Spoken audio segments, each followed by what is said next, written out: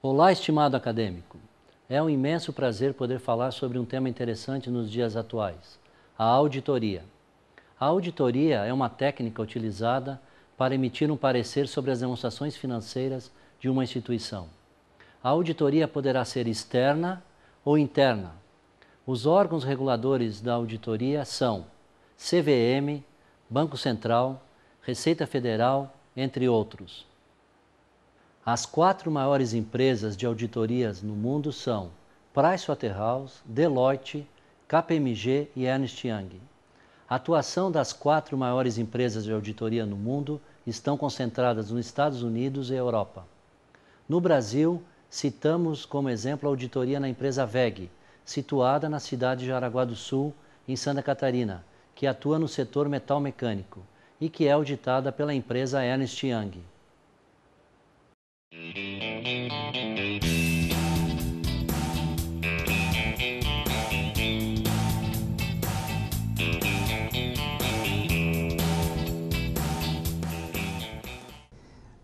Meu nome é Marcos Quintanilha, eu sou sócio da área de auditoria da Ernst Young Auditores Independentes. Comecei na empresa em 1982 como trainee de auditoria, estou na empresa, portanto, há 28 anos e sou sócio da empresa desde 1998. A nossa sociedade é uma sociedade de contadores formada no Brasil. Hoje nós contamos com 120 sócios, aproximadamente 3.500 pessoas trabalhando no Brasil, espalhadas em 14 escritórios.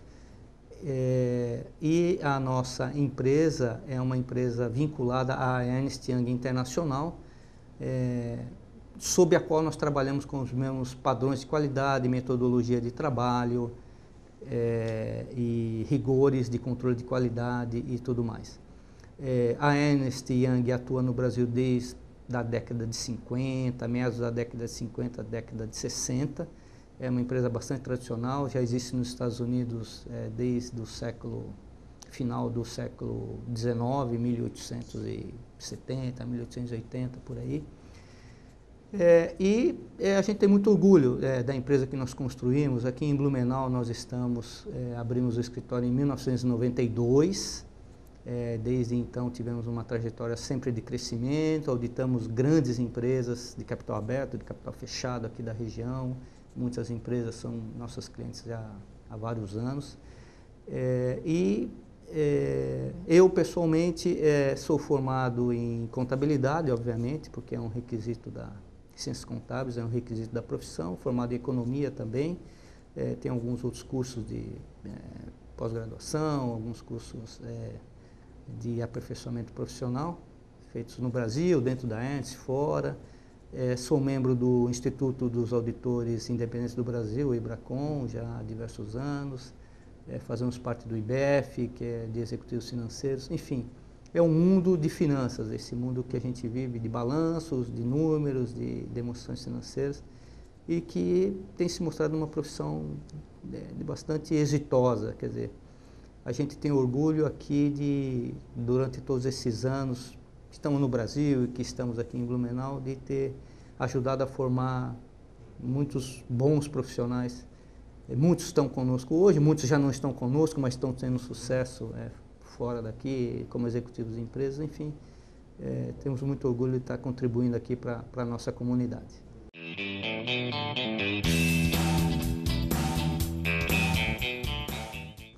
Essa é uma confusão ou uma definição onde as pessoas fazem um pouco de confusão.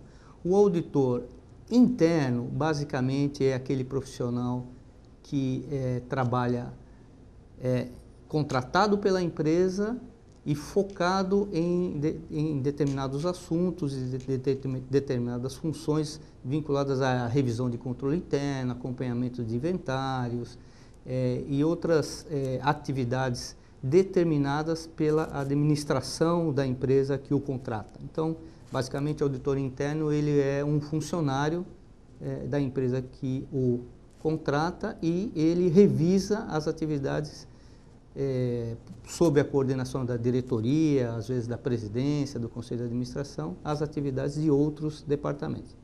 O auditor externo, ou a firma de auditoria externa, é uma empresa independente que é contratado sob o regime de um contrato de prestação de serviços pela empresa que requer os seus serviços, e ele tem basicamente a função, o trabalho do auditor ele pode se desenvolver na área de revisão de controles internos, na área de auditoria de balanço, na área do que a gente chama de due diligence, que é quando você está querendo comprar ou vender uma empresa, na área de investigação de fraude, na área de performance improvement, como nós falamos, que é melhoria de performance.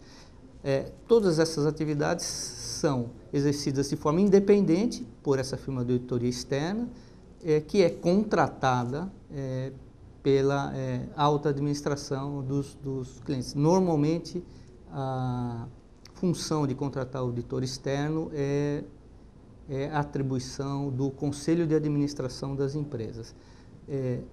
Então, eu diria que a diferença, uma das diferenças entre o auditor externo e o auditor interno é que o auditor externo presta satisfações ou apresenta o resultado dos seus serviços de uma forma interna dentro da empresa para os seus superiores hierárquicos. O auditor externo, apesar de ser contratado pela administração da companhia, a principal responsabilidade, a principal obrigação dele é prover segurança aos usuários das demonstrações financeiras daquela empresa que ele está auditando. Então, é uma responsabilidade que às vezes envolve órgãos de fiscalização como o CVM, Conselho Federal de Contabilidade, o próprio PCAOB, que é o órgão americano de controle de auditorias, quando essa empresa tem registro nos Estados Unidos. Ou seja, a responsabilidade do auditor externo é mais para com terceiros que estão interessados nos resultados daquela empresa do que propriamente para com os administradores, que foi quem o contratou. Muito bem.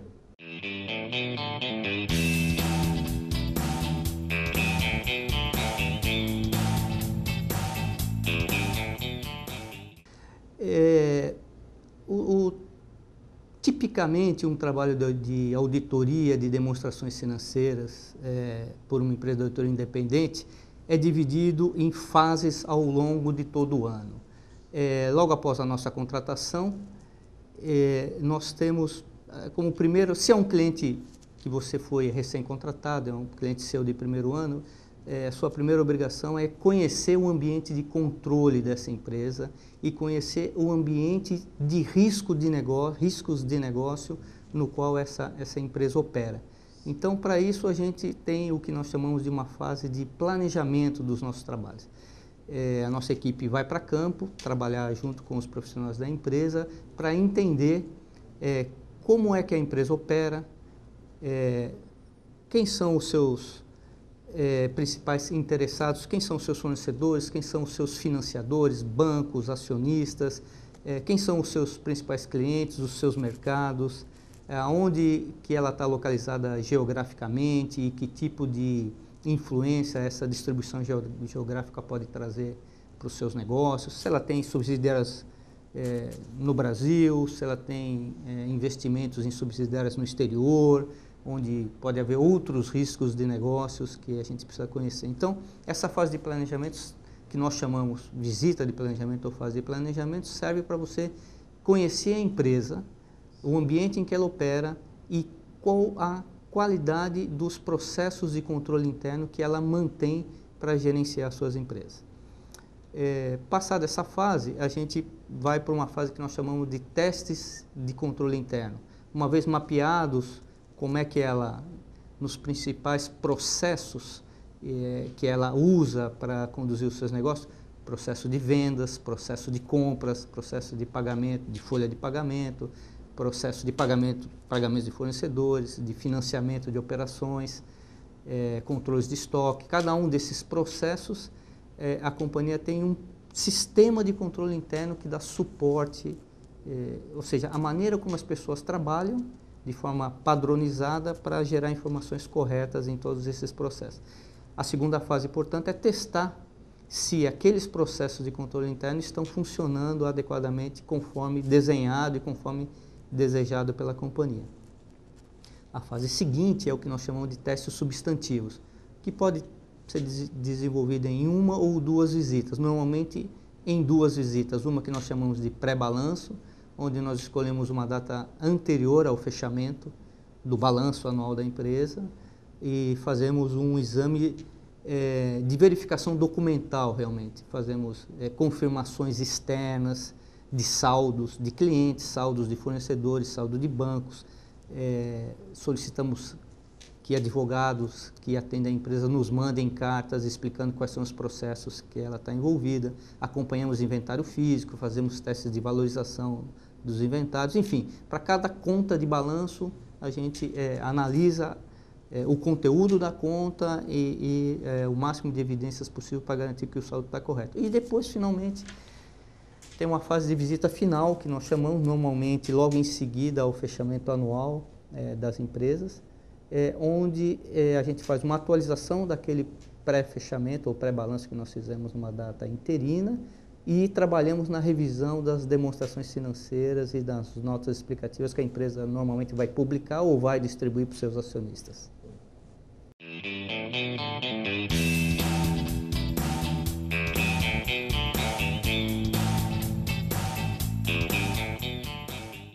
Olha,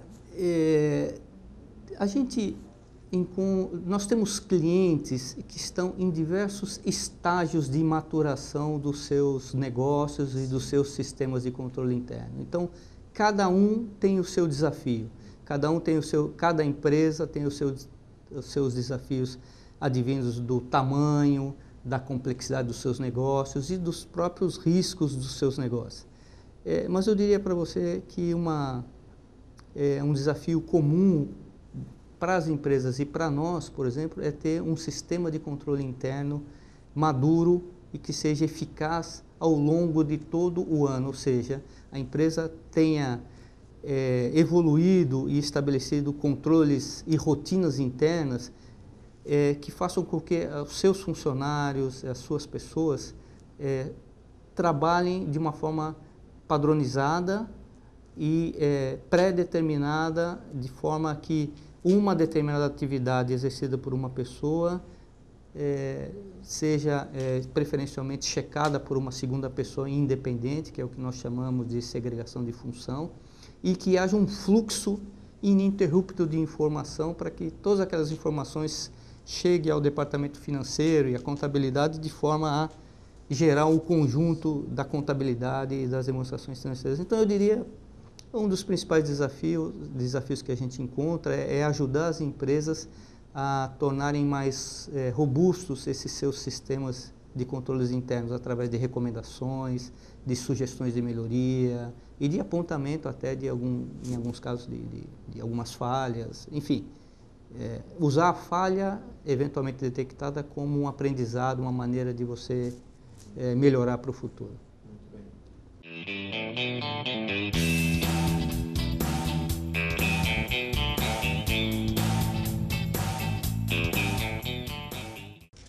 Eu diria que são sempre positivas.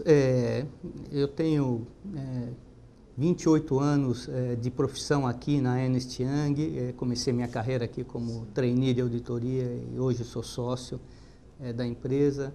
E as minhas experiências negativas, eu diria que foram muito poucas, se não nenhuma. Acho que, de modo geral, tanto o auditor como o auditado entende entendem bem qual é a função de cada um e de que todos ali estão imbuídos num único objetivo, que é tornar a empresa melhor, né? Fortalecer os seus controles internos, tornar mais seguras as suas operações, e fazer com que as informações divulgadas e usadas por seus acionistas sejam mais confiáveis, eles tenham mais confiança naquelas informações.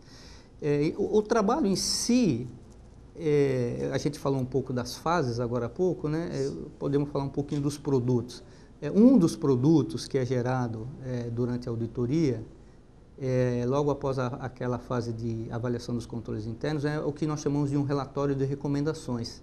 Então, para cada, eu nem usaria a palavra falha, para cada melhoria detectada, para cada melhoria notada, para a qual nós temos uma recomendação, a gente elabora um relatório e envia isso para diretoria, conselho de administração das empresas, com sugestões de aperfeiçoamento desses sistemas de controle interno ou das práticas contábeis que aquela empresa usa para apurar o seu balanço. Então, acho que de forma geral é sempre positivo, desde que as pessoas encarem aquilo como um passo adiante, uma melhoria a ser implementada, e não como um processo de acusação, ou de perseguição, ou de caça a bandidos, ou qualquer coisa desse tipo.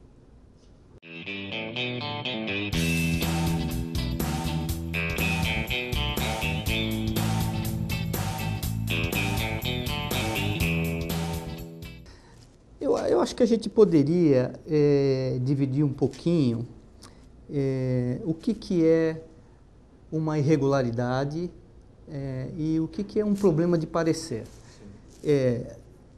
Uma irregularidade, do ponto de vista do nosso trabalho, é um evento onde você não tem só uma aplicação inadequada de uma norma contábil ou a não execução exata de como os controles internos foram desenhados para executar.